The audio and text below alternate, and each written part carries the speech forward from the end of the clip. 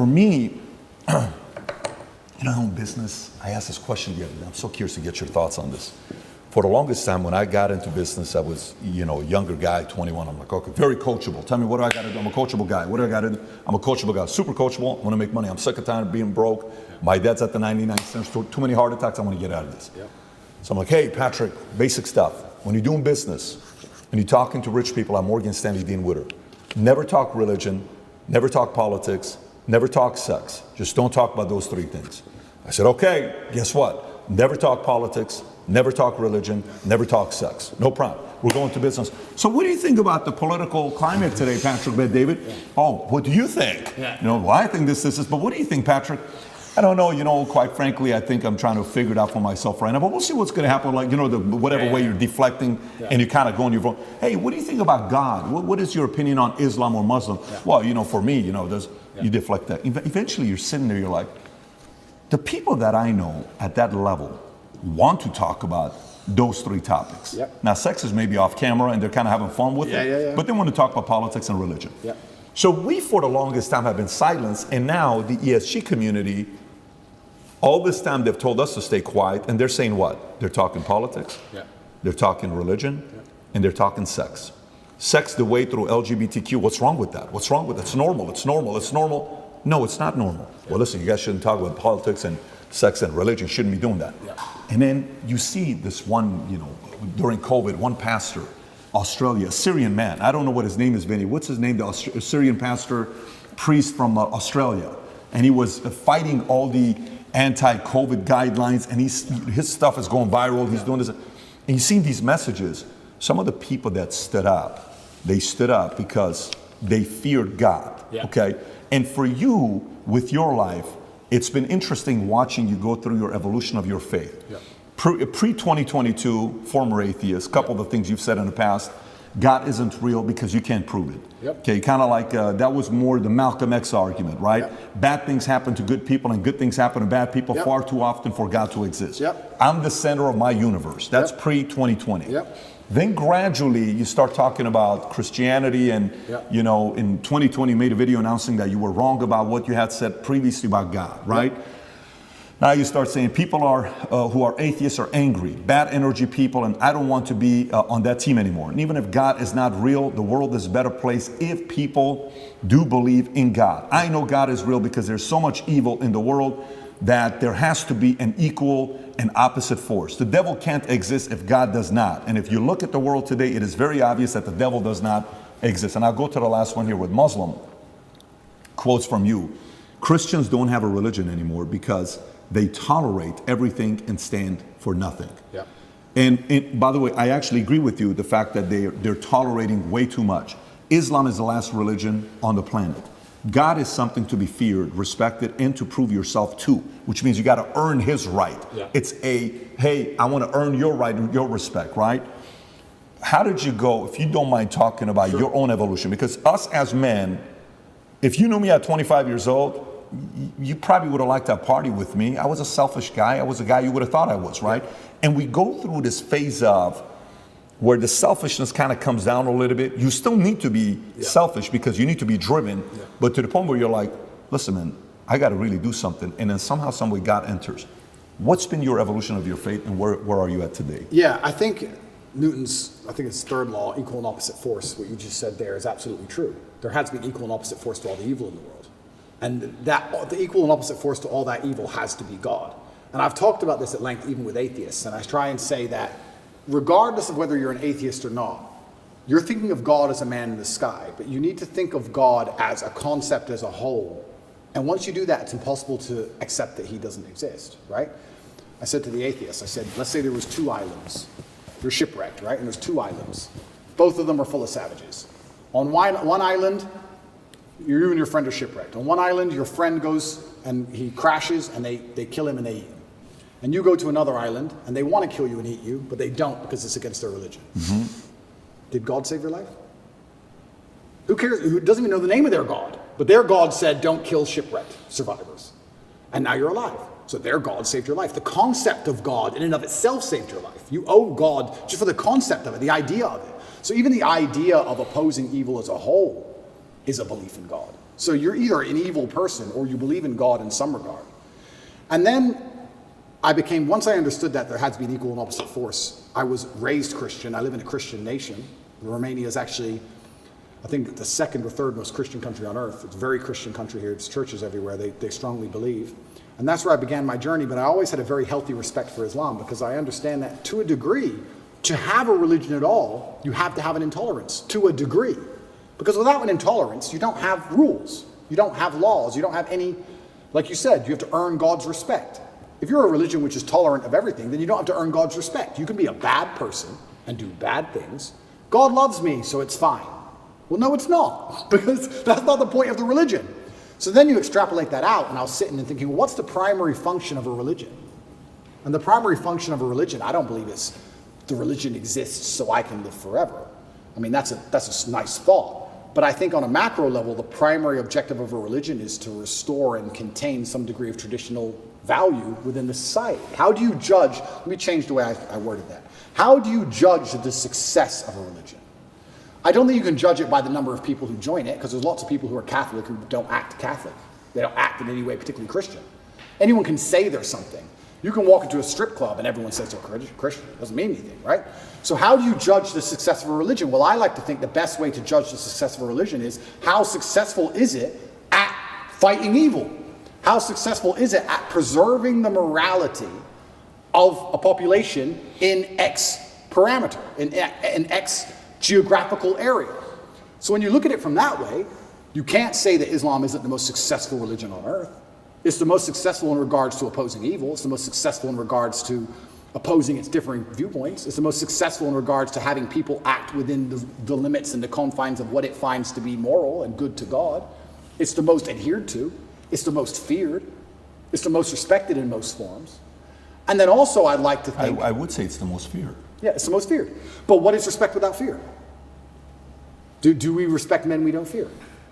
If there's a man who could do absolutely nothing to you on any level at all, you might be nice to him, sure, because we're not bad people.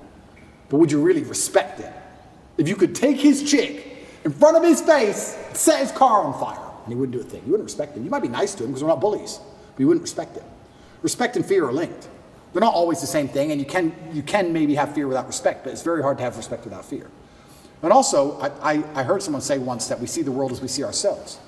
If you're a thief, you think everyone's a thief. If you're a liar, you think everyone's a liar. And I kind of agree with that. I understood that. I also like to think we see religion as we see ourselves.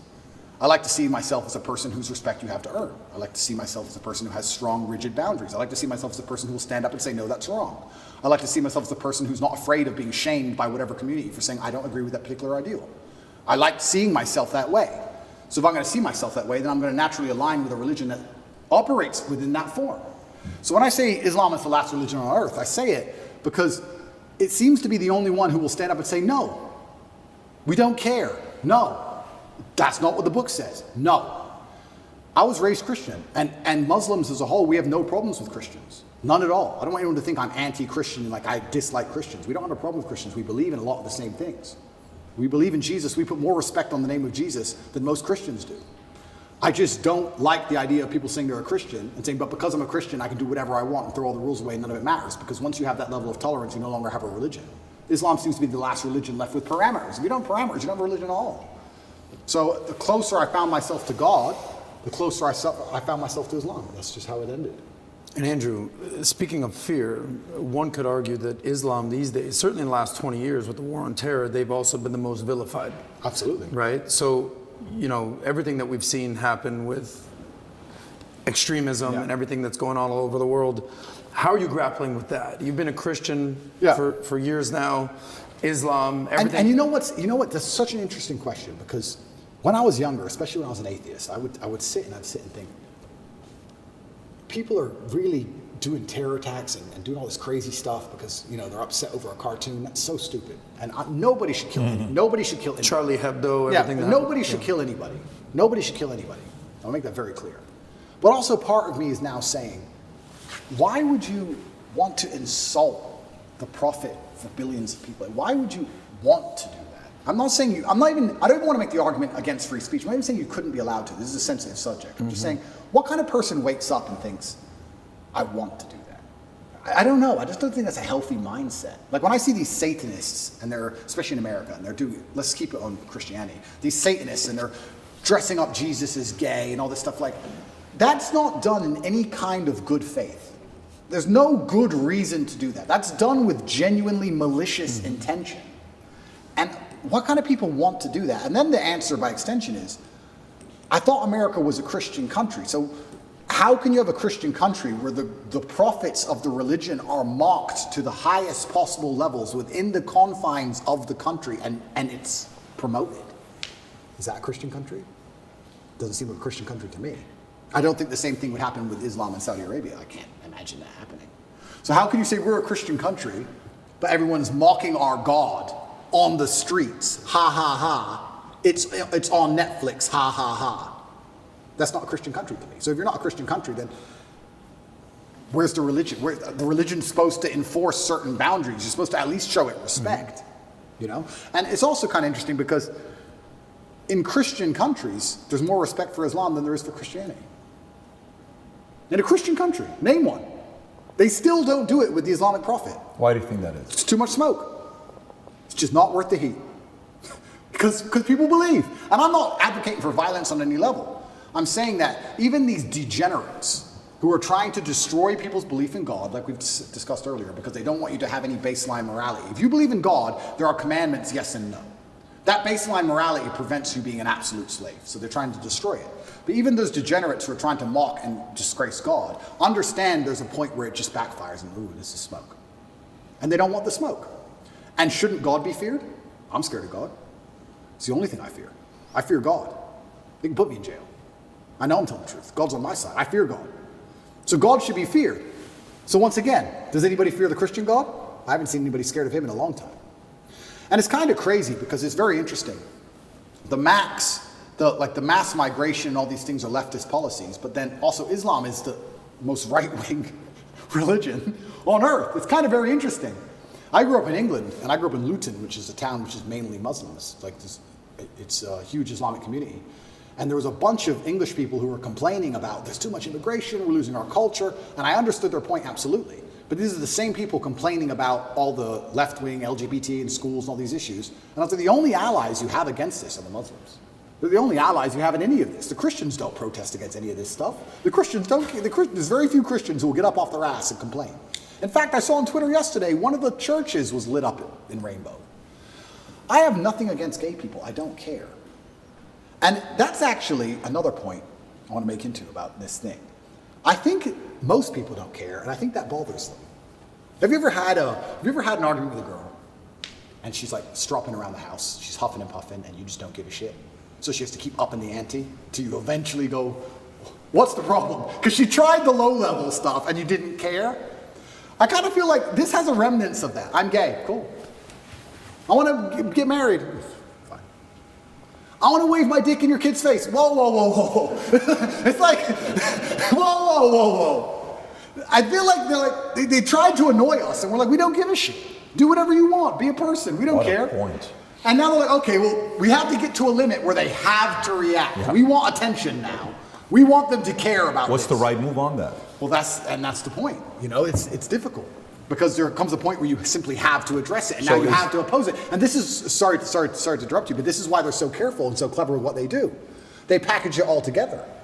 LGBTQ. I would argue. I don't know what Q is. Firstly, sorry, I don't know what Q is. Questioning. Q. All right. I would argue that G and T are very different things. Beyond. A gay man and someone who's chopped the dick off are very different things. Completely. So they package it all together.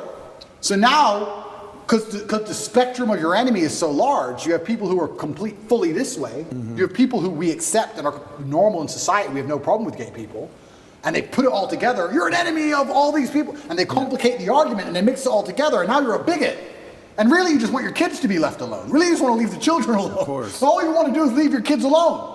And then it's like, okay, I'm now raising children. I have more children than most people would believe. How do I protect my children from this insanity? God. Which God can protect my children? Allah, Islam. I'll move them to Dubai or Saudi Arabia, and none of this will happen. Can I trust a Christian nation? Some of them. Romania is a Christian nation, and to a large degree, they oppose quite a lot of this stuff. But they're also NATO, and they're also EU, and they also rely on bailouts and grants and money. And on a long enough time frame, even in the 7 years I've lived here, I have watched certain attitudes change because money buys influence and power. So Andrew, not to cut you off, how much of you converting from Christianity to Islam is actually the belief in God versus the societal pressures that are facing children? Because it seems like it's a little bit of both. For you to believe in God, you have to respect him. How can I believe and put my life in the hands of someone I don't respect? And I'm going to respect a God which is feared. Yeah, but it's a vertical relationship, right? It's not a horizontal. If you base it horizontally, they're going to disappoint you. If you think about, if you're going to believe, let's go believe Prophet Muhammad, his teaching, and let's go believe the Bible, NIV, and Jesus, Father, for God so loved the world that he gave his, you gave your son for me. Let's say that's true. And you're doing it based on faith. Who would do such a thing for me? What a level of sacrifice for you to do that. Who am I for you to be so worried about me? If you look at it from that angle, it's not necessarily coming from a place of fear.